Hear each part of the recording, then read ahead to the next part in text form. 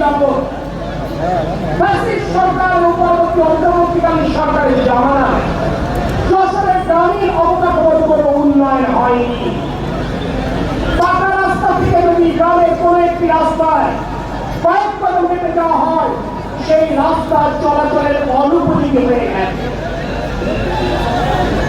যশোর পৌরসভা, যে পৌরসভা আমি জন্মগ্রহণ করেছি, যে পৌরসভা আমি বড় হয়েছি, পড়ালেখা করেছি, সেই পৌরসভা কোনদিন পানির নিচে তলিয়ে যাবে এটি কোনদিন ভাববার সুযোগ হয়নি।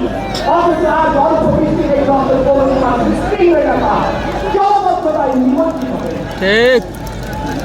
আমার নবীনত্ব, আমার দেশত্ব, আমার অভাব এবং আমার সদরের কিছু এলাকা দীর্ঘ সময় ক্ষমতায় জলবদ্ধতায় হাজার হাজার হেক্টর জমি ফসল হয়, স্বাভাবিক জীবন যাপন থেকে তারা বঞ্চিত হয়।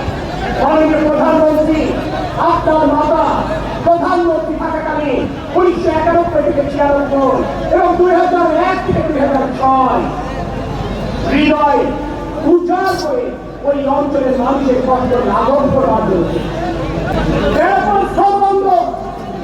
সর্ববৃহৎ স্থলবন্ধ সবচাইতে বেশি রাজস্ব এখান থেকে আমরা এই সরকারকে, কিন্তু কাঙ্ক্ষিত উন্নয়নের ছোঁয়া আজও বেনাপোল স্থলবন্দরে লাগছে। যশোরের ফুলের শোভা শুধু বাংলাদেশ কেন, সারা বিশ্ব গ্রহণ করুক এটি আপনার প্রত্যাশা। তাই যশোরের উপরে পথখানি জীবনগাছা উপজেলার পথখানি ওই ফুল বাগানের ফুল চাষে উন্নয়নে নিশ্চয়ই আপনার একটি কৃষক পরিকল্পনা